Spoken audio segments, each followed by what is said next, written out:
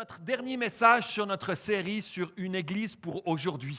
Alors, c'est un peu avec nostalgie parce que j'aurais eu plein de choses à dire encore, mais ça ne va pas m'empêcher de les dire quand même dans nos prochaines séries de messages. Alors, on a vu plein de choses magnifiques sur comment est-ce que Dieu aimerait bâtir son église. Imaginez-vous, j'ai même fait venir une robe de mariée sur stage. J'ai fait venir une robe de mariée sur le stage pendant la série.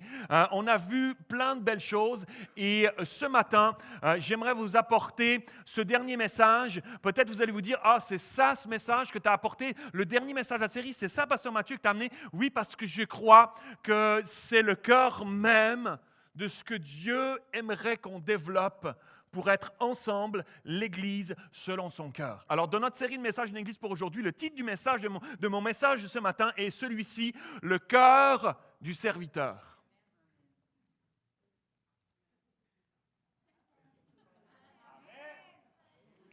Le cœur du serviteur. Le cœur du serviteur. Comment est-ce qu'on est appelé à développer, avant de chercher un titre, avant de chercher une identité, avant de chercher un poste, avant de chercher d'avoir une reconnaissance, comment est-ce qu'on est appelé d'abord à développer un cœur? Comment est-ce qu'on fait les choses? Quelles sont les motivations avec lesquelles on fait ce qu'on fait? Avant toute chose, c'est ce qui est le plus important. C'est ce qui est le plus primordial. C'est de là que ça part et c'est de là que ça démarre. Cette semaine, alors qu'on a eu un hiver qui a commencé très tôt ici au Québec, ne riez pas comme ça, c'est comme ça la réalité de ce qui s'est passé. Cette semaine, on est vraiment, l'hiver est parti. Vous êtes avec moi, ça va? L'hiver a démarré ici au Québec. Et je jasais même avec des Québécois qui étaient comme déstabilisés un peu. Oh, l'hiver a commencé tôt. C'est la première fois que je le vois commencer si tôt. De mon vivant, je ne l'ai jamais vu encore commencer si tôt. Imagine-toi. Ce qui va être long. C'est qui va être long. Et cette semaine, un frère de l'Église était dans sa maison avec sa famille et son chauffage tombe en panne. Son chauffage tombe en panne. C'était en plein pendant les quelques jours où il a fait genre moins 17, moins 18 avec facteur vent moins 1000. Et donc, c'était en plein pendant ce moment-là. Et il me texte. Et moi, comme je suis très bon manuellement, les chauffages, je gère et tout ça, j'ai sauté à son secours. Non, absolument pas. Je ne savais pas quoi lui dire. Je ne savais pas quoi lui répondre. Mais je lui ai dit, on va prier. On va prier pour que Dieu pourvoie. On va prier pour qu'il se passe quelque chose. Ce soir-là, ils étaient avec des petites chaufferettes, puis ils se sont chauffés comme il pouvait, mais il y a un frère de l'Église Nouvelle-Vie qui a appris que, je ne sais pas comment, qui a appris que cette famille était dans la détresse, cette famille était dans le besoin, et il les a appelés, et spontanément, il s'est rendu chez eux. Il les a appelés pour savoir quelle adresse ils avaient. Spontanément, il s'est rendu chez eux. Waouh! Spontanément, il s'est rendu chez eux, et il a fait 2-3 vérifications, il a fait 2-3 réglages, et le chauffage, le chauffage est reparti. Et cette famille-là est maintenant à nouveau dans une maison chauffée. Waouh! Savez-vous quoi? Ça me réjouit puissamment.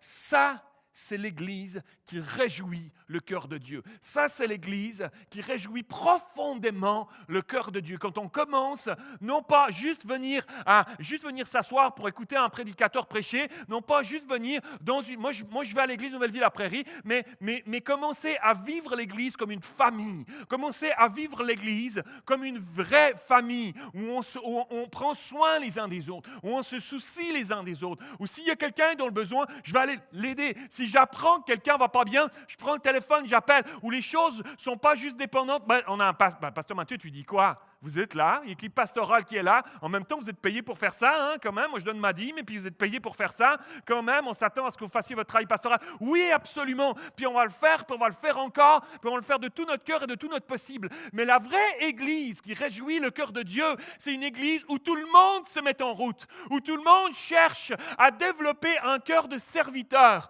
Comment est-ce que je peux aider? Plutôt que de chercher à avoir un cœur de quelle place est-ce qu'on va me donner, mais plutôt avoir un cœur de comment est-ce que je peux servir. Ça, c'est le véritable cœur de Dieu. Dieu qui, lui, était de toute éternité avec son Fils et le Saint-Esprit, cette fameuse Trinité, d'une unité si incroyable, si parfaite, si extraordinaire ensemble, qui finalement a choisi de déstabiliser cet équilibre si extraordinaire, a choisi de le déstabiliser pour prendre son Fils puis dire le monde va mal, la créature que j'ai créée, ils font n'importe quoi. Je vais prendre toi, mon Fils qui est si précieux, mon fils unique, je vais l'envoyer sur la terre. Et je vais l'envoyer sur la terre pour aller régler le problème, puis même jusqu'à aller donner ta vie. Tu vas aller donner ta vie parce qu'ils font n'importe quoi sur la terre. Waouh! C'est le cœur même de Dieu. Il était prêt à envoyer son fils pour venir servir dans le monde, pour venir s'abaisser, arriver dans une humble table, on va se rappeler de ça, arriver dans une humble table, lui qui était le fils de Dieu, le roi des rois, le seigneur des seigneurs. Et il l'a envoyé, il est arrivé dans une humble table. Tout ça pour toi et moi. Le cœur de serviteur se caractérise pleinement qui est Dieu. Pleinement qui est Dieu. Et il s'attend à ce que toi et moi, on grandisse dans une mentalité où Dieu nous transforme. On est appelé à être exactement le contraire du monde. Le monde cherche un prestige, un titre. Le monde cherche une place. Le monde cherche à marquer l'histoire. Le monde cherche, je veux qu'on fasse attention. Je veux être sur un piédestal. Je veux diriger du monde. Je veux être leader. Je veux être président. Je veux être directeur. Puis Dieu dit, non, regarde-moi. Fais comme moi. J'envoie mon fils pour venir servir l'humanité, puis ultimement pour donner sa vie, je le perds. Je le donne pour l'humanité. On a besoin de devenir cette Église-là. C'est tellement primordial dans les temps dans lesquels nous vivons. C'est tellement primordial dans ces temps troublés, dans ce monde dans lequel nous vivons, d'être différents de la pensée du monde, d'être différents de ce que le monde nous donne comme exemple. Et on va le découvrir ensemble. La parole de Dieu, elle est magnifique. La parole de Dieu, elle est magnifique. Elle nous donne des clés. On va découvrir ces clés ensemble. Vous êtes avec moi? On part ensemble. Je vous emmène avec moi dans Romains 12. On va faire un voyage dans Romains 12. Romains 12, c'est l'apôtre Paul qui est en train d'écrire cette épître. Et il écrit cette épître à ceux qui habitaient à Rome. Et alors qu'il est en train d'écrire cette épître, il va nous parler pour nous encore aujourd'hui. Et son esprit parle encore à nous aujourd'hui. On n'est pas juste en train de lire un vieux livre qui a été composé, qui a été écrit il y a 2000 ans en arrière et plus que ça encore. On lit un livre qui est vivant et vivifiant, qui donne la vie, parce que l'Esprit de Dieu rend la parole de Dieu vivante pour chacun et chacune d'entre nous. Et on va saisir des clés ensemble ce matin pour nos vies. On va saisir des clés dans sa parole pour nous en tant qu'Église aujourd'hui. Est-ce que vous êtes avec moi, Nouvelle-Vie la Prairie? Amen. Alors c'est parti. L'amour ne sait pas mentir. Ayez donc le mal en horreur. Ça va? Ayez le mal en horreur. Attachez-vous de toutes vos forces au bien. Toutes vos forces. Toutes vos forces. Et vous remarquez, il faut qu'on s'arrête sur ces choses-là. Quand on lit la parole de Dieu, il faut qu'on s'arrête. Les mots qui sont utilisés sont des mots précis et qui nous parlent. On ne peut pas juste passer dessus comme ça rapidement. Attachez-vous de toutes vos forces. OK. C'est quoi toutes vos forces? C'est quoi toutes vos forces? Non, mais toutes vos forces. Est-ce que je m'attache de toutes mes forces au bien? Ou est-ce que parfois, je laisse un peu ma force faiblir et que je ne me bats plus autant qu'avant pour que le bien fasse partie de ma vie? Toutes tes forces! Quand tu fais du sport, est-ce que tu donnes toutes tes forces quand tu fais du sport? Est-ce que quand tu vas au gym, tu donnes toutes tes forces pour lever les poids, tout le poids? Est-ce que quand tu vas au hockey, tu joues juste un peu comme ça? Hein? Peut-être que la rondelle va arriver dans le but à un moment donné, éventuellement. Tu vas. Mon ami, le hockey ici, en Amérique du Nord, c'est juste fou, là. Nous, on a des règles en Europe civilisées où on n'a pas le droit de se pitcher contre l'autre pour le pitcher contre le rebord. On n'a pas le droit de jeter nos gants à terre, d'enlever le casque puis commencer à se frapper la figure. Imaginez-vous, vous êtes un peuple de... Hein? Le peuple québécois est un peuple de... Je suis capable de me battre. Je suis capable de me battre. Je vais jeter les gants puis je vais me battre là. Parce que je veux gagner avec mon équipe. Attachez-vous de toutes vos forces. Mets-y toute ton énergie. S'il y a des choses qui t'attirent vers le mal, remets toutes tes forces pour ramener ça, Seigneur. Et puis parfois même, toutes nos forces, elles ne suffisent pas. On a besoin de la grâce de Dieu, on a besoin de l'aide de Dieu. Mais mets tes forces, fais ta part, fais ton pas. Dieu viendra t'aider dans la mesure où toi, tu choisis de dire, j'y vais. Puis peut-être que tu es ici ce matin, puis tu te dis, Pasteur Mathieu, c'est bien joli ce que tu dis, mais moi je suis en train de traverser une tempête. Moi je suis en train de traverser une vallée. Moi je suis en train de traverser un moment là, d'épreuve. Là. Je n'ai plus de force, Pasteur Mathieu. Je vais te dire, le peu qui te reste ce matin, mets-les ce peu de force qui te reste, mets-les ce matin à dire, Seigneur, je veux que tu reviennes. Seigneur, j'ai besoin de toi. Seigneur, j'ai besoin que ton amour coule. J'ai besoin que ton amour vienne. Seigneur, viens m'aider. J'y arrive pas. J'ai si peu de force. Je me sens si peu fort. Mais toi, Seigneur, ma force est en toi. Ma force est en toi ce matin. Ma force est en toi. C'est quand on est faible qu'on est fort. Mais le peu qui te reste, mets-le. Le peu qui te reste ce matin, mets-le entre les mains de Dieu. Seigneur, viens m'aider. Viens me soutenir. Viens me porter. Viens me supporter, Seigneur. Wow! Vous avez remarqué que je suis déjà en train de prêcher sur les 3 premiers mots, mais ça va être long. Hein? Vous êtes là jusqu'à quelle heure aujourd'hui? C'est pas grave, on va continuer. Attachez-vous de toutes vos forces au bien, notamment en ce qui concerne. Et c'est là qu'on a des points, plein de clés pour nous. Je pourrais prêcher là-dessus pendant des heures et des séries de messages, mais on va regarder quelques-unes de ces clés pour nous ce matin. Attachez-vous de toutes vos forces au bien, notamment en ce qui concerne. Attachez-vous de toutes vos forces, notamment en ce qui concerne l'amour fraternel. Mets tes forces en ce qui concerne l'amour fraternel. Soyez pleins d'affection les uns pour les autres. Waouh! Soyez pleins d'affection les uns pour les autres. C'est ça qui fait la différence. C'est ça qui fait la différence avec le monde extérieur. C'est qu'il y a de l'amour. Quand on se confie en Dieu, quand on marche avec Dieu, quand on laisse Dieu prendre la place dans nos vies, quand on laisse toute la place à Dieu dans l'Église, il y a quelque chose de l'amour de Dieu qui coule au milieu de nous. Il y a quelque chose qui réjouit le cœur de Dieu. En ce qui concerne l'amour fraternel, soyez pleins d'affection les uns pour les autres. En ce qui concerne l'estime mutuelle, s'estimer les uns les autres. Faites passer les autres avant vous. Ouais, c'est ça que ça dit. C'est ça que ça dit. Dans notre monde occidental individualiste, dans notre monde occidental où c'est moi d'abord, c'est moi en premier. C'est mes biens, mes intérêts à moi en premier. Qu'est-ce que la Bible nous dit? Quand je dis qu'on a besoin que Dieu vienne corriger des choses dans nos vies, quand je vous dis que la pensée de Dieu n'est pas la même que la pensée de ce monde, quand je dis que nous avons besoin de nous entretenir ensemble de la parole de Dieu, de nous entretenir ensemble des choses de Dieu, c'est parce qu'elle est la vérité et c'est parce que la pensée de Dieu est inspirée du début à la fin de la parole de Dieu par son esprit, qui n'est pas l'esprit de ce monde, qui n'est pas comme le monde pense, exactement le contraire. Voilà ce qu'il nous dit, faites passer les autres avant vous. Faites passer les autres avant vous. En ce qui concerne l'ardeur, ne soyez pas dans l'hésitation ou littéralement ça dit même la paresse. Ne soyez pas dans la paresse.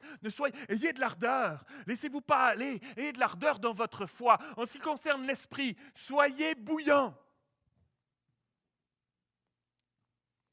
Ça va? Soyez bouillants. Tu vois ce que je veux dire quand tu fais bouillir de l'eau dans une casserole? Tu fais bouillir de l'eau dans un chaudron. Ça bout. C'est pas frémissant. Il y a des grosses bulles qui sortent. Il y a de la vapeur qui sort, qui t'en a plein la maison. C'est bouillant. C'est bouillant. Waouh! Soyez bouillants dans l'esprit. Et ce matin, s'il te manque de l'Esprit de Dieu, ce matin, s'il y a quelque chose de l'Esprit de Dieu qui s'est éteint, que tu as laissé s'éteindre, s'il y a quelque chose qui brûlait avant et qui est devenu des petites flamèches, qui est devenu quelques braises, laisse Dieu venir à nouveau te rendre bouillant. Laisse Dieu à nouveau te rendre bouillant ce matin. Les dons qu'il t'a donnés, il ne s'en repent pas. Laisse Dieu à nouveau reprendre toute la place et revenir donner de la chaleur à ta vie, revenir raviver les braises de ta vie, revenir souffler sur les braises de ta vie ce matin. Ce matin, s'il y a quelque chose qui s'est éteint dans ta vie, il y a un rendez-vous de Dieu ce matin pour toi, pour venir souffler. Laisse Dieu souffler à nouveau. Laisse Dieu souffler à nouveau sur ta vie, raviver quelque chose que tu as besoin, que nous avons besoin, chacun d'entre nous, pour avancer sur le chemin de ce monde si difficile, si perturbé, si troublé. En ce qui concerne le Seigneur, soyez des bons serviteurs. Soyez des bons serviteurs. En ce qui concerne l'espérance, quelle soit votre joie. Waouh! Notre espérance, elle n'est pas de ce monde. Notre espérance, elle est en Dieu. Quelle soit votre joie. Si on place notre espérance en Dieu, alors il est possible de traverser ce que tu traverses aujourd'hui, malgré tout, avec une paix, avec une joie, parce que ton espérance, elle n'est pas dans les circonstances, elle n'est pas dans les choses matérielles autour de toi, que tu les aies, que tu les aies pas, que tu les avais, que tu les aies perdues. Elles ne sont pas là-dedans, les choses. Notre espérance n'est pas là-dedans. Et ta joie, tu ne la perds pas si tu mets ton espérance en Dieu. Waouh! En ce qui concerne l'épreuve, qu'elle vous trouve plein d'endurance. En ce qui concerne l'épreuve, qu'elle vous trouve plein d'endurance. J'aimerais avoir une baguette magique, mes amis. Tout au long de mon ministère pastoral, c'était mon rêve. Ça a toujours été mon rêve, de faire le ministère pastoral avec une baguette magique. J'aimerais tellement venir vers toi, puis plus de problèmes financiers, plus d'impôts à payer. Non, je rigole. Plus de maladies. Tu trouves un job. Tu trouves une femme, un mari. Tu peux avoir des enfants. Une grosse maison. Une grosse voiture. J'aimerais tellement avoir ça. Mais vous savez que c'est pas comme ça que fonctionne la vie. Et ceux qui prêchent un évangile, ou parce qu'on est chrétien, on n'a plus le droit d'être malade, parce qu'on est chrétien, c'est pas normal qu'il nous arrive des épreuves, parce qu'on est chrétien, c'est pas normal qu'on traverse. C'est faux, c'est pas ce que la parole de Dieu nous dit. Il ne nous a jamais dit qu'il nous épargnerait tout ça. Il nous a dit qu'il serait avec nous au milieu de la tempête. Il nous a dit qu'il serait avec toi au milieu de l'épreuve. Il a dit qu'il serait ton rocher solide sur lequel tu peux t'appuyer lorsque tu passes par des moments difficiles. Tu peux mettre tes deux pieds sur Jésus et tu peux compter sur lui alors que tu traverses un moment difficile, alors que tu traverses une épreuve, alors que tu traverses une déception, alors que tu traverses un moment de déprime et de découragement. Tu peux mettre tes deux pieds sur lui, t'appuyer sur lui et tu traverses avec lui ta tempête. Il y a des saisons et nous allons prier pour la guérison. Nous prierons encore pour la guérison. Dieu guérit encore aujourd'hui, comprenez-moi bien ce matin, mais il n'est absolument pas marqué dans la parole de Dieu qu'on n'aurait jamais de tempête, qu'à partir du moment où tu accepterais Jésus, tu vas te mettre à surfer sur la vague d'un petit fleuve tranquille, tout doux, tout rose. Jamais. Vous savez ce qui touche le monde? Vous savez ce qui touche le monde? Les gens qui nous entourent, c'est ce qui les touche? C'est lorsque tu traverses ta tempête, comment tu es capable de t'accrocher à Dieu. Puis comment tu es capable, parce que tu as les deux pieds ancrés sur le rocher solide, parce que tu es enraciné en lui, tu es capable de passer au travers avec une paix, avec une grâce qui vient de Dieu. Tu es capable même encore de prendre soin des autres, de te soucier des autres alors que tu traverses ta tempête, parce que tu es porté par Dieu, parce que tu es porté. Voilà pourquoi il nous dit, au niveau de l'épreuve, qu'elle vous trouve plein d'endurance, qu'elle vous trouve plein d'endurance, parce que tu ne vas pas mettre tes propres forces, parce que tu t'appuies sur Dieu. À la suite du verset, mon cher Jean, merci. En ce qui concerne la prière, qu'elle vous soutienne votre persévérance, c'est extraordinaire. C'est pas juste, tu as un peu des difficultés, tu n'as qu'à être endurant, hein, c'est comme ça, c'est la vie, sois endurant, c'est tout. Hein. Non, c'est pas ça. Il nous donne des clés. Il nous donne lorsque tu vis une épreuve, lorsque tu vis un moment difficile et que tu cherches à avoir de l'endurance. Mets-toi à prier, cherche au bon endroit, pars pas dans tous les sens, fais pas n'importe quoi de par tes propres forces, jette-toi dans la prière, réfugie-toi dans la prière. Et lorsque tu vas te réfugier dans la prière, tu trouves notre Dieu qui est là, présent dans le lieu secret et qui passe du temps avec toi, qui cherche à passer du temps avec toi. Et lorsque tu es dans ces moments-là, alors que tu te mets à prier, il y a quelque chose, parce que quand on prie, c'est pas juste des paroles en l'air. Quand on prie puis qu'on cherche la face de Dieu, il vient, sa présence est là, à nos côtés, à chacun. Et quand il est là, que tu te mets à prier, cette prière se met à soutenir alors ta persévérance. C'est génial ça. Cette prière-là, elle se met à soutenir ta persévérance. Et parce que cette prière-là, elle soutient ta persévérance, alors surnaturellement, elle est capable de te donner de l'endurance. Elle est capable de te donner de l'endurance, malgré les tempêtes, malgré les épreuves. C'est magnifique ça. En ce qui concerne les besoins de ceux qui appartiennent à Dieu, soyez-en solidaires. Ne faites pas cavalier seul. Soyez solidaires, toujours prêts à pratiquer l'hospitalité. Vous vous rappelez ce qu'on a dit au début? Recherche-le de toutes tes forces. Ce qu'on vient de voir là, Dieu nous dit par sa parole, c'est toutes tes forces que tu dois mettre pour devenir ce serviteur-là, pour venir cette servante. C'est toutes tes forces que tu dois. Alors si c'est toutes nos forces qu'on doit mettre là-dedans, alors comment je m'y prends? C'est ça la question suivante. Comment je m'y prends? Comment on fait? Comment je m'y prends pour le faire? Parce que moi, j'ai envie de devenir un homme de Dieu. Moi, je veux devenir une femme de Dieu. Moi, je veux grandir à la ressemblance de Jésus. Alors, comment je fais? Comment est-ce qu'on fait? Premièrement, j'aimerais nous dire, c'est mon premier point de mon message. Ça va? Vous êtes avec moi? Je viens de finir l'intro. Hein? Donc, premièrement, faites tout par amour. Faites tout par amour. L'apôtre Paul savait qu'il est possible d'utiliser nos dons spirituels d'une manière qui n'est pas spirituelle. Il est possible de recevoir un don de Dieu et de l'exercer avec une mauvaise motivation, avec un cœur qui n'est pas entier pour lui. Il est possible dans l'Église de chercher un poste, de chercher un titre, plus que de chercher un cœur. Il est possible, absolument. On a parlé dernièrement, je vous ai apporté un message. Vous vous rappelez de ce message? J'ai apporté un message où je parlais de l'Église comme d'un corps. Comme on a repris ces versets de l'apôtre Paul qui décrivent l'Église comme un corps. Le coude ne peut pas dire à l'épaule, je n'ai pas besoin de toi. Vous vous rappelez de ça? Ok, ça va, vous êtes avec moi. 2 personnes s'en rappellent, c'est très bien. Je vais reprendre ce message, je vais le reprêcher maintenant. J'ai prêché là-dessus dernièrement. Si vous ne l'avez pas écouté, vous pouvez aller sur Internet, écouter tous les messages.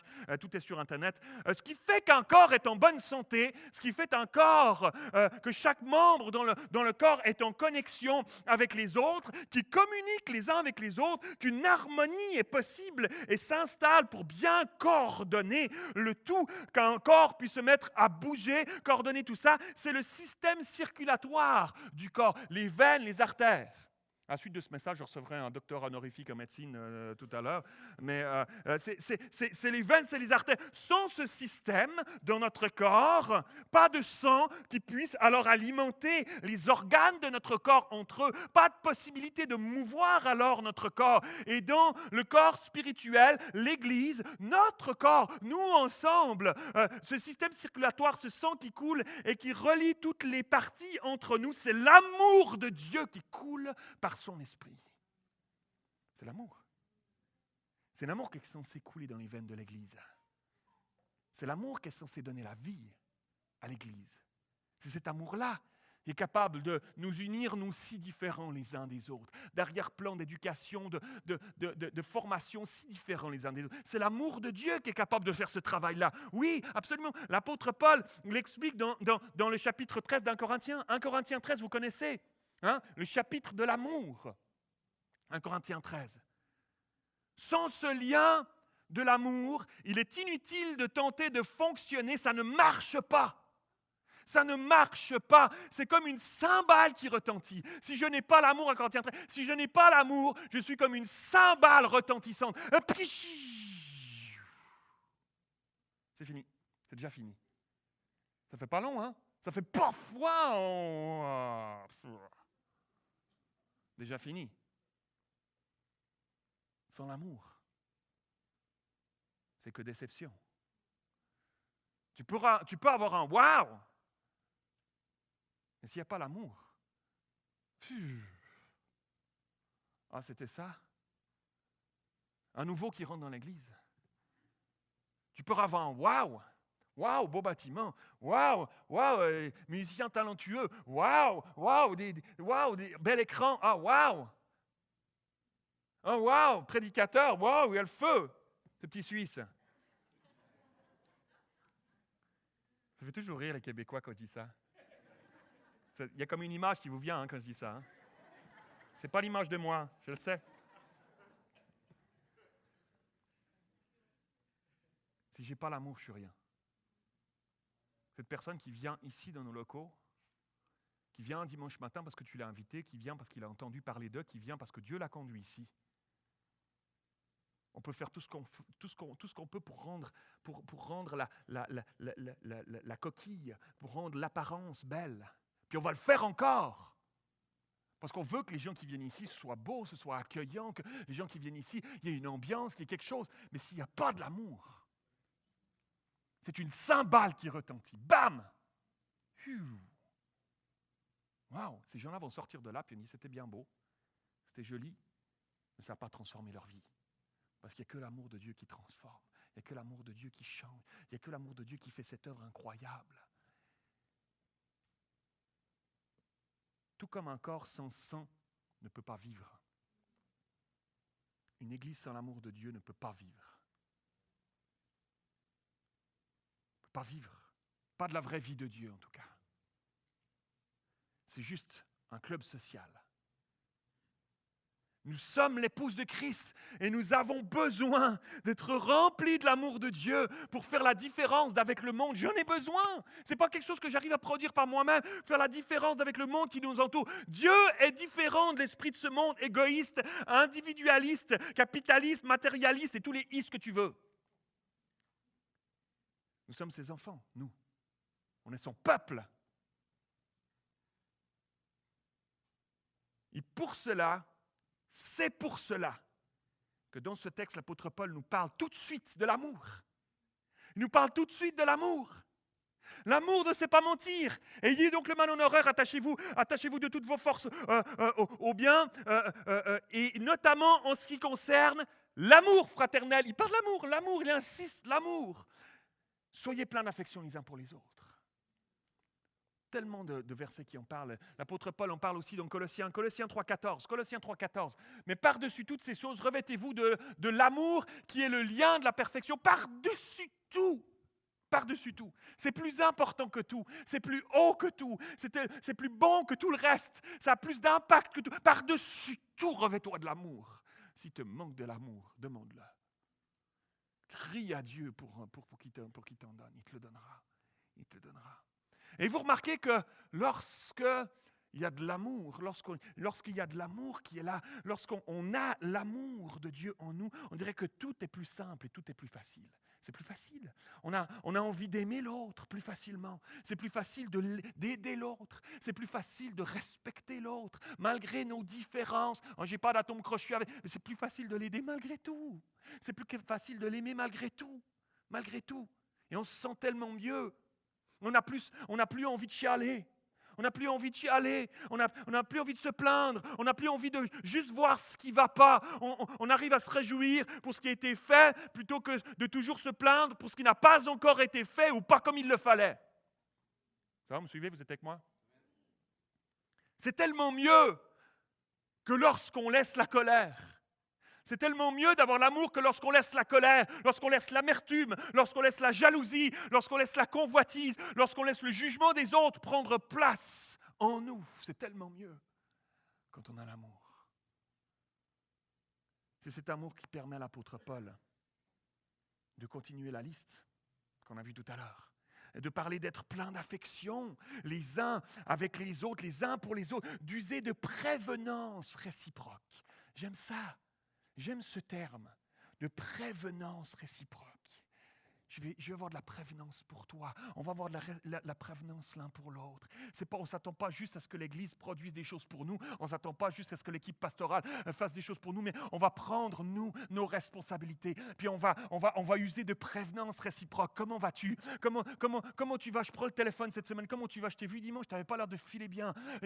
Comment ça va aujourd'hui? Est-ce que tu serais d'accord que je prie, puis on prend du temps ensemble pour prier? De prévenance réciproque. Je vais rejoindre un groupe partage, et puis je vais partager ce que je vis, mais je vais aussi prendre le temps pendant la semaine de rencontrer des personnes qui peut-être ont des besoins, puis on va user de prévenance réciproque aussi pendant la semaine. Lorsqu'il y a des réunions de prière le mercredi soir, on vient de passer une réunion de prière mercredi soir, passé extraordinaire. Pasteur Jacques nous a amené un message qui était selon le cœur de Dieu. On s'est approché ici devant, on a usé de prévenance réciproque, on a prié les uns pour les autres, ensemble on s'est tenus devant Dieu. Il y a des liens d'amour qui ont été tissés par son esprit. conflit entre nous parce qu'on a vécu quelque chose avec Dieu et qu'on s'est soucié les uns des autres, qu'on a usé de prévenance réciproque. Alléluia. Ça, c'est la famille, c'est l'Église, c'est l'épouse qui réjouit le cœur de Dieu, mes amis. Amen. C'est l'amour qui nous remplit d'estime mutuelle. On a vu ça, de l'estime mutuelle. Je t'estime, tu m'estimes. Amen. C'est l'amour qui nous permet ça, qui nous permet de faire passer les autres avant nous. Oui. C'est l'amour qui nous permet de faire passer les autres avant nous, parce que sans l'amour, c'est nous qui voulons passer avant les autres. Sans l'amour, moi je veux être premier dans la file, moi. Je suis pressé, je suis sur une bonne excuse. Je suis pressé, j'ai pas le temps, etc. Même lui, il a plus dans son chariot que moi, il pourra me laisser passer quand même. Laisse-moi passer, je vais être le premier, je veux passer en premier. Il va payer encore avec de l'argent comptant. Oh là là, il va payer encore avec du cash. Regarde les petites monnaies, puis moi, j'ai pas le temps, j'aimerais passer avant toi. Laisse-moi passer. Laisse-moi passer. Là, je suis dans la file 10 articles maximum. Moi, j'en ai 8, puis lui, il en a 15. Il est devant moi. Laisse-moi passer. Laisse-moi passer, t'as pas respecté. Laisse-moi passer, c'est moi en premier. Ça sent le vécu ou pas? Ne faites pas semblant, je sais que vous êtes beaucoup comme ça aussi, d'accord? Hein? On a envie d'être le premier, dans la file. Et c'est notre bien-être qui passe avant les autres. Notre bien-être. À nous, à moi, mes biens, ma maison, mon auto, mes meubles, mes biens à moi. À moi. Ça, c'est l'esprit du monde. C'est l'esprit du monde centré sur notre nombril, égoïste. Ça, c'est l'esprit de ce monde. Et c'est exactement l'inverse que Dieu veut. C'est exactement l'inverse que Dieu est. C'est comme ça que commencent les dissensions, parce que c'est comme ça que commencent les animosités, c'est comme ça que commencent les disputes, c'est comme ça que s'introduit l'esprit de division au milieu de nous, parce que si je veux mon bien à moi en premier, je suis déterminé à passer avant l'autre et à ce que mon prochain, lui, ne puisse pas passer avant moi. Alors s'il tente de passer avant moi, c'est comme ça que commencent les déchirements, les divisions. Ce n'est pas ce que Dieu veut de nous. Ce n'est pas qui est Dieu. Ce n'est pas ce que Dieu veut au milieu de nous. Absolument pas. L'apôtre Paul dira dans son épître aux Philippiens, il dira ceci, Philippiens 2:3, placez toujours l'autre au-dessus de vous et honorez-le comme étant au-dessus de vous. C'est facile de lire un texte comme ça quand on lit notre Bible dans nos méditations quotidiennes. On est très spirituel dans ces moments-là. Et puis, juste lire un texte, ça ne change pas nos vies. Donc, on est capable de le lire, on est capable de dire « Amen, Amen, ce verset il est bon. Amen. » Passer à la pratique, c'est autre chose. Placez toujours. Tu as remarqué le toujours, Placez toujours l'autre au-dessus de vous. C'est parce que non, je voulais être le premier dans la file. C'est parce que non, quand même. Placez toujours l'autre au-dessus de vous. Waouh! Honorez-le comme étant au-dessus de vous. Waouh! Waouh! C'est fou ça. Mais c'est pour cela que l'apôtre Paul dira au verset 13 de Romains 12, chante avec moi, au verset 13 de Romains 12, pourvoyez, c'était la version du Summer qu'on a vu ensemble, ça c'est dans une autre version, pourvoyez aux besoins des saints, exercez l'hospitalité, bénissez ceux qui vous persécutent, bénissez, ne maudissez pas, réjouissez-vous avec ceux qui se réjouissent, pleurez avec ceux qui pleurent, ayez les mêmes sentiments les uns envers les autres. Ça tu ne peux pas faire si tu considères pas les autres au-dessus de toi. Tu n'y arrives pas. Si tu veux être le premier, tu n'y arrives pas. On n'y arrive pas.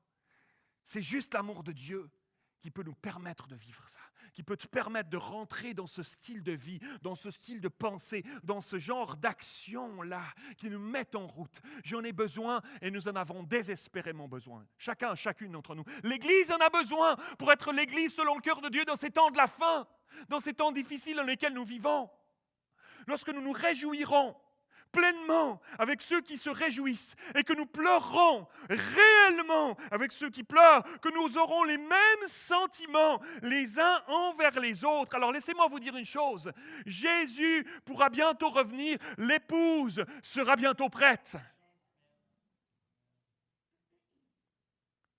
Parce qu'elle sera parée, qu'elle sera préparée, qu'elle sera belle. L'Église est belle lorsque toi et moi, on choisit d'avoir des prévenances réciproques. Lorsque nous, ensemble, on choisit, malgré nos différences, malgré nos arrière-plans différents, de s'aimer les uns les autres, de se pardonner les uns les autres, de laisser couler cet amour de Dieu au milieu de nous. L'Église, alors, est belle. L'Église est embellie. Et l'Église est préparée de plus en plus pour être prête pour le jour du retour du Seigneur où il viendra nous chercher. Je veux qu'on soit de cette Église-là. Je désire de tout mon cœur qu'on puisse être cette Église-là. Et nous avons besoin pour cela de chacun d'entre nous laisser Dieu avec amour et respect et douceur venir pointer le doigt dans nos vies. Est-ce que je mets les autres au-dessus? Est-ce qu'il y a des choses à changer dans ma vie? Qu'est-ce qui aurait besoin de changer dans ma vie? Dans mon quotidien? Dans mon temps? Pour que je devienne cet homme de Dieu-là, pour que Dieu me transforme et me corrige peut-être, qui était faussé, là où je me suis laissé glisser. Deuxièmement, on a vu qu'il faut qu'on fasse tout par amour. Deuxièmement, regardez bien ici, deuxièmement, nous sommes tous appelés. Nous sommes tous appelés. Ouvre bien tes oreilles. Nous sommes tous appelés. Au verset 11 de Romains 12, l'apôtre Paul va nous donner concrètement la manière d'exercer notre service pour Dieu. Il va dire ceci, « Soyez de bons serviteurs. » Intéressant. Et ce qui est intéressant, c'est que dans le contexte du grec de ce terme-là, le terme s'adresse à tous. Le terme s'adresse il n'est pas en train de s'adresser à une catégorie de personnes, il n'est pas en train de s'adresser à des prêtres ou des pasteurs, il n'est pas en train de s'adresser à une élite, il s'adresse à tous. Et dans le grec, littéralement, ça parle de, le terme grec c'est douleontes diakonian. Vous êtes avec moi? Répète avec moi, douleontes diakonian. Comment?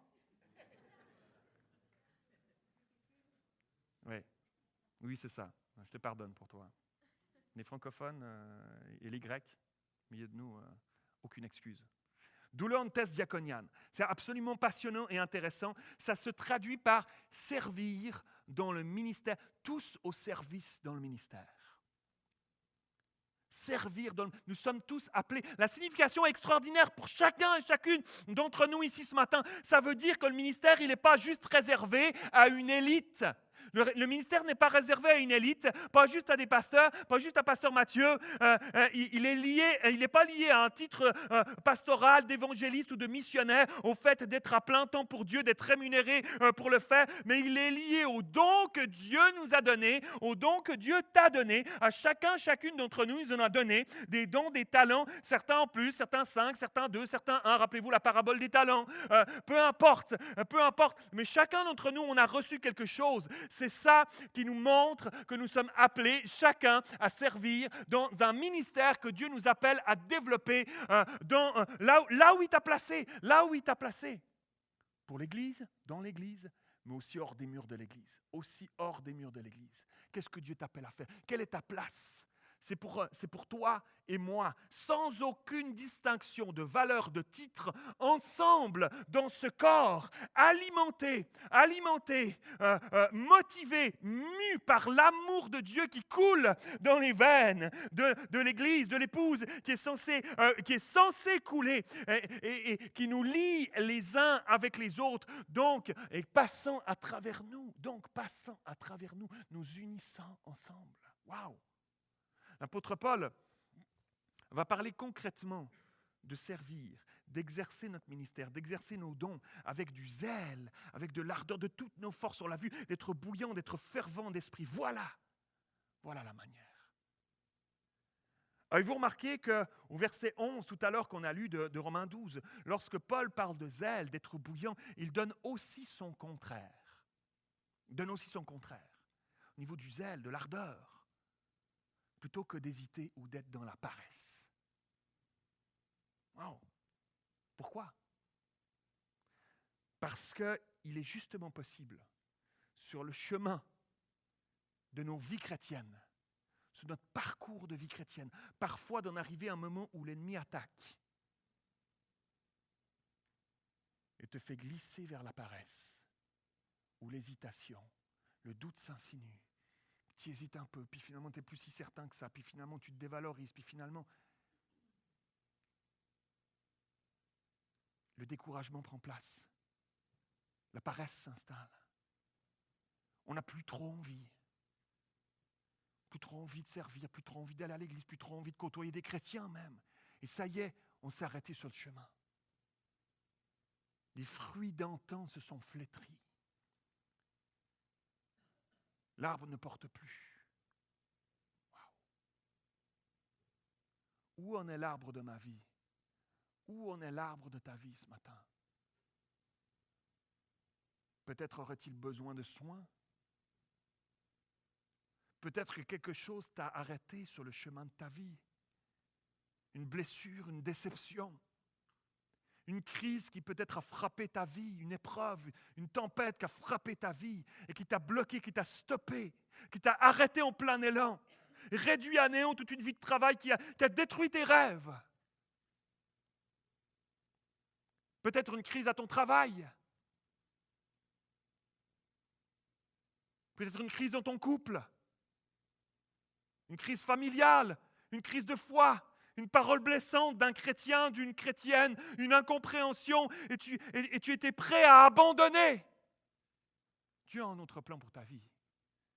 Dieu a un autre plan pour ta vie. Ne laisse pas l'ennemi utiliser ça, cette amertume, pour te faire arrêter sur le chemin. Pour te faire arrêter sur le chemin. Il y a un plan pour ta vie. Il a un appel sur ta vie. Il y a un ministère à accomplir à travers toi.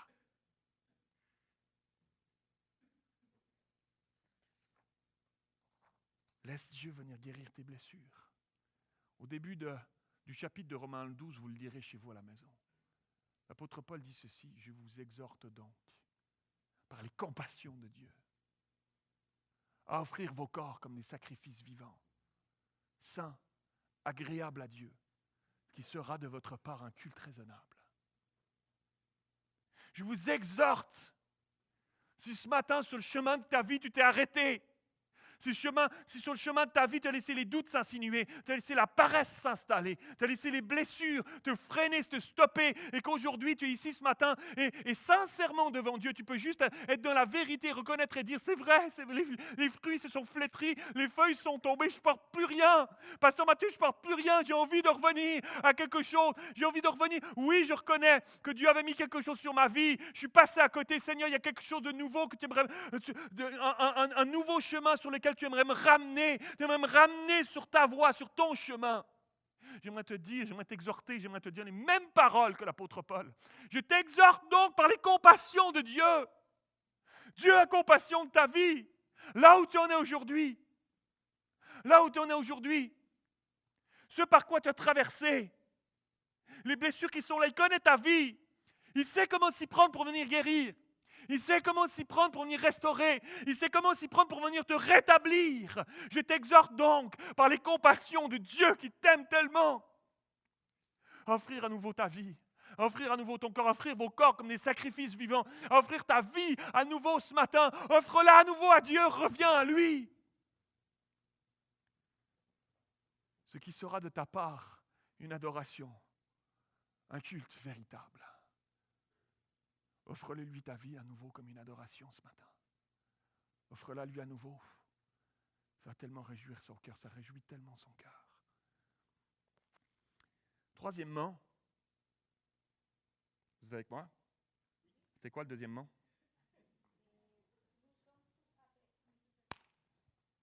Anna-Delia, elle est avec nous. Yes. Nous sommes tous appelés, troisièmement, ce matin, servez avec joie. La joie dans ce monde triste, la joie dans ce monde stressé, la joie dans ce monde où il y a de la pression de partout, tu ne la vois plus beaucoup. Savez-vous quoi? Hier, j'étais aux promenades Saint-Bruno. Tu perds ta joie, mes amis, tu perds vite ta joie. C'est le vendredi fou, mais c'était samedi. Fait que moi, je me suis dit, vendredi fou, c'est vendredi. Laisse passer le vendredi, tu pourras y aller samedi, ils sont plus fous le samedi. Le vendredi, ils sont fous, mais le samedi, ils sont plus fous. La folie est partie, samedi, on va y aller samedi. Sauf que je me suis rendu compte, c'est pas juste le vendredi fou. Le vendredi fou est une fin de semaine, en fait, tu vois. On appelle ça le vendredi fou, mais c'est une fin de semaine. Et qu'on arrive samedi, promenade Saint-Bruno.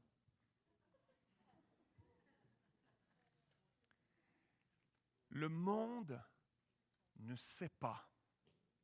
Le monde ne sait plus ce que c'est que la joie. Ces gens-là sont frénétiquement en train de consommer puis d'acheter toutes sortes de choses, puis c'est très bien, profitez. Ne soyez pas culpabilisés si vous avez utilisé le vendredi fou pour faire votre magasinage de Noël. Soyez bénis, et c'est bien de profiter des aubaines d'un vendredi fou pour aller acheter vos cadeaux de Noël. C'est pas ça la question. J'étais juste frappé de voir ces gens-là qui sont censés préparer une fête, sont censés préparer un moment de joie, on prépare des cadeaux, etc. À un moment donné, je me suis assis, et puis j'observais les gens passer. Très intéressant pendant que TFM Magazine. Et donc, j'observais les gens passer. Je n'ai pas vu avec le sourire. Mais pourtant, j'ai vu des milliers de personnes passer. Le monde ne sait pas ce que c'est que la vraie joie. Le monde ne sait pas ce que c'est que la vraie joie. Nous avons besoin que Dieu nous équipe de sa joie. Nous avons besoin que Dieu nous équipe de sa joie. Si tu n'as pas la joie ce matin, laisse le Saint-Esprit venir t'équiper de sa joie. Ce n'est pas un truc, ce n'est pas un sourire que tu plaques sur ton visage. Ça n'a rien, n'importe qui peut le faire. C'est quelque chose de surnaturel. C'est quelque chose de surnaturel. On va le voir ensemble, je termine avec ça. D'accord, vous êtes avec moi? L'apôtre Paul ajoute encore quelques clés pour nous ouvrir les yeux, nous donner des outils pour savoir comment exercer notre ministère avec efficacité. La joie, ça te fait exercer ce que Dieu t'appelle à exercer avec efficacité. Parce que ça interpelle, parce que ça touche dans ce monde qui se promène de partout, qui court dans tous les sens et qui ne sait pas ce que c'est que la vraie joie. Donc ça te permet, lorsque Dieu t'équipe de sa joie, c'est une arme redoutable. C'est une arme redoutable. La joie est une arme redoutable. On nous parle de joie. Regardez le verset 12. L'espérance, qu'elle soit votre joie. Alors vous me direz peut-être, ouais, mais Pasteur Mathieu, comment je peux faire? Comment je peux faire pour être joyeux alors que le monde va si mal? Et ça fait si peur de voir le monde, où est-ce qu'il s'en va? Comment je peux être dans la joie alors que mon couple a des difficultés? Comment est-ce que je peux être dans la joie alors que mes enfants sont rebelles? Comment est-ce que je pourrais être dans la joie alors que mes collègues ne sont pas sympas avec moi? Puis je ne vous parle même pas de mon chef. Comment je peux être dans la joie alors que je suis malade? Pasteur Mathieu, comment est-ce que je peux être dans la joie alors que je suis au milieu des défis financiers? Comment se réjouir? Ce texte nous le dit. La clé, elle est là. Le texte nous dit en espérance. En ce qui concerne notre espérance. C'est là qu'elle est placée, notre joie. Parce que lorsqu'on lève les yeux vers Dieu, il est notre espérance. C'est lui notre espérance. Notre espérance, elle n'est pas de ce monde. Notre espérance est que nous lui appartenons. Que nul ne pourra nous ravir de sa main. Quelle espérance au milieu des craintes de ce monde, au milieu de notre avenir incertain, au milieu des guerres et des bruits de guerre. Quelle espérance de savoir que nul ne pourra, tu lui appartiens, tu es son enfant, tu es son fils, tu es sa fille, nul ne te ravira de sa main. Au milieu de ton travail, où il y a des difficultés, où il y a des tensions, où il y a du mobbing, où on essaye d'aller au-dessus de l'autre, etc. Tu vois tes collègues de travail qui pensent être des amis, qui finalement te plantent dans le dos pour aller plus haut que toi, etc. Quand on voit tout ça, ne faisons pas comme eux. Une joie peut te contenter quand même. Parce que notre espérance, elle est placée en Dieu. Et tu sais que nul ne pourra te ravir de sa main. Nul ne pourra te ravir de sa main, ni les attitudes de tes collègues, ni l'insécurité dans ce monde. Personne ne pourra me ravir de sa main. C'est pas extraordinaire, ça? Alléluia. Il est notre soleil de justice. De la grisaille de ce monde.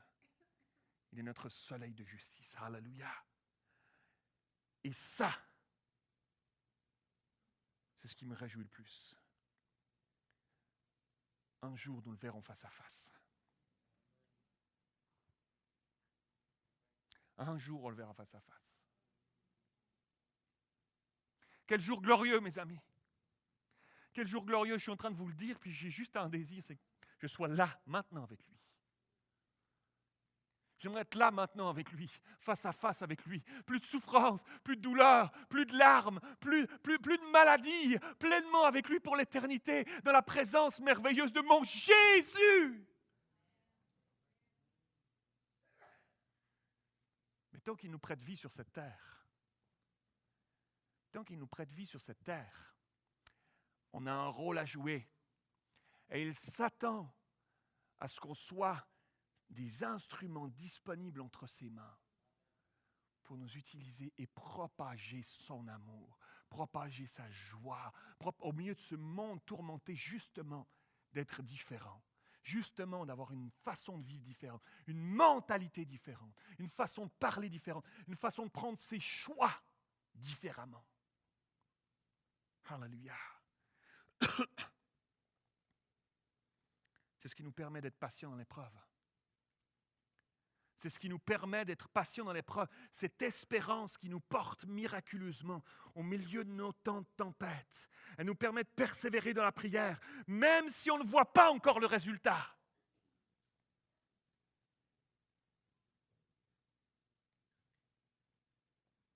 Je termine avec ceci. Je demande aux musiciens de s'approcher. Je termine avec ceci. Il y a quelques années en arrière, lorsqu'on a fini notre collège biblique, notre formation en théologie, en 2002, on est rentré en Suisse. Et je me rappelle d'avoir rejoint une église à Genève, une grande église qui a fondé. Je me suis retrouvé comme stagiaire dans cette église-là. En Europe, quand tu rentres, tu n'es pas pasteur, tu es d'abord stagiaire, tu dois faire un temps de stage pour valider ton pastorat. Et 3 ans de stage, j'ai fait dans cette église. Et je me rappelle d'avoir été touché et béni d'arriver dans cette église-là qui a été fondée dans les années 1930, 1935, quelque chose comme ça, vieille église, imagine-toi.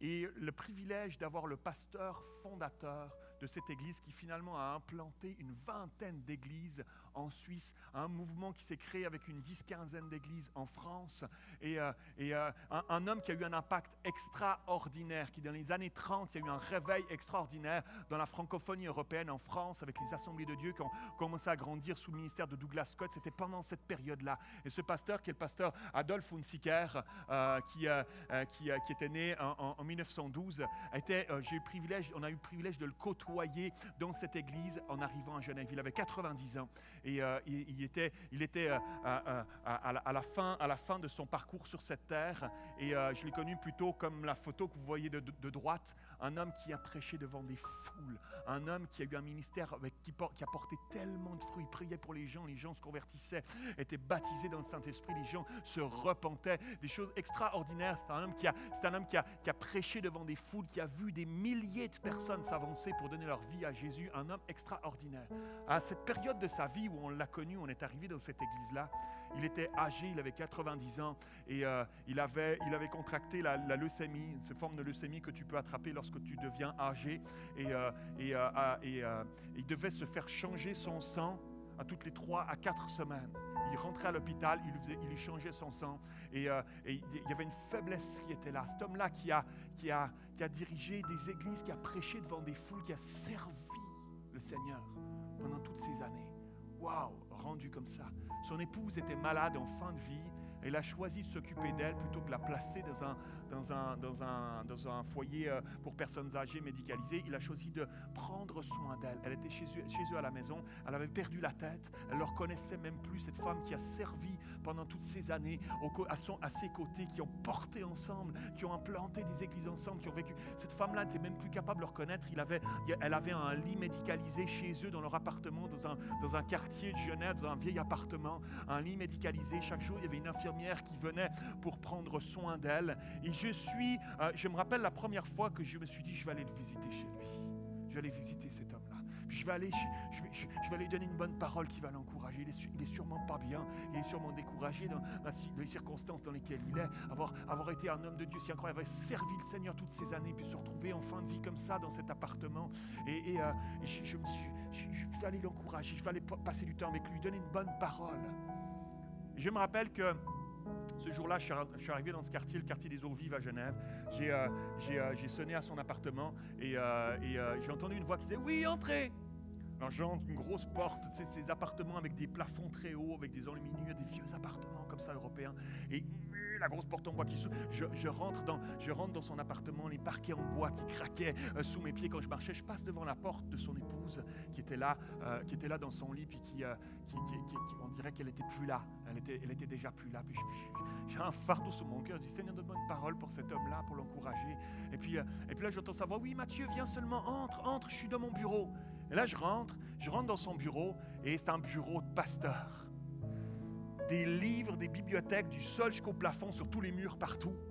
Et là, je rentre, et là, je le vois, il est derrière son bureau, il a ses lunettes sur le bout de son nez, puis il me dit, viens Mathieu, entre, prends place seulement. Regarde, et là, je le vois, il a son bureau, il a sa Bible ouverte devant lui, il a son bureau plein de commentaires bibliques qui sont ouverts. Il dit, justement Mathieu, assieds-toi. Oh, la parole de Dieu, elle est magnifique. Oh, la parole de Dieu est magnifique. Regarde, j'étais en train d'étudier un verset de la Bible. Oh, comment le Saint-Esprit me parle. Après toutes ces années, avoir prêché des milliers de messages, Dieu lui parlait encore par la parole de Dieu. Et assieds-toi. Moi, je suis là, je voulais lui donner une parole. C'est lui qui commence à m'encourager.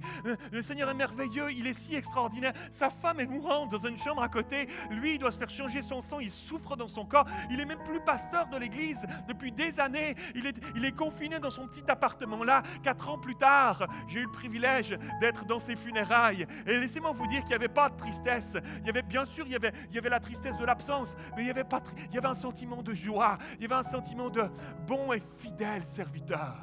Entre dans la joie de ton maître, alléluia, bon et fidèle. Est-ce que ce matin, il y a des frères et des sœurs qui disent, moi quand je vais arriver là-haut, je veux aussi qu'on puisse me dire bon et fidèle serviteur. Pas bon et fidèle leader, pas bon et fidèle directeur, bon et fidèle serviteur. Entre dans la joie de ton maître. Bon et fidèle serviteur. J'ai gardé la vie de cet homme précieusement dans mon cœur jusqu'au bout. Je le garderai comme un exemple. Je veux vieillir comme ça. Je veux vieillir comme ça. Je veux vieillir à aimer Jésus toujours plus. Je veux vieillir en laissant la parole de Dieu m'habiter toujours plus. Ses principes, ses corrections. Il nous corrige, on n'aime pas. Mais il nous corrige parce qu'il nous aime comme un bon père corrige ses enfants. Seigneur, corrige-nous, corrige-moi. Je veux te ressembler. Je ne veux pas avoir un titre, un nom. Je veux même pas que quand je ne serai plus là, qu'on se rappelle de moi, que je sois connu dans les livres d'histoire. Ça ne m'intéresse pas. Je veux juste te représenter, te ressembler. Je veux juste aimer comme tu aimes. Je veux juste être, malgré les aléas de la vie, ne pas perdre ma joie. Avoir cette espérance qui m'habite tous les jours. Oh Seigneur, fais-nous cette grâce-là.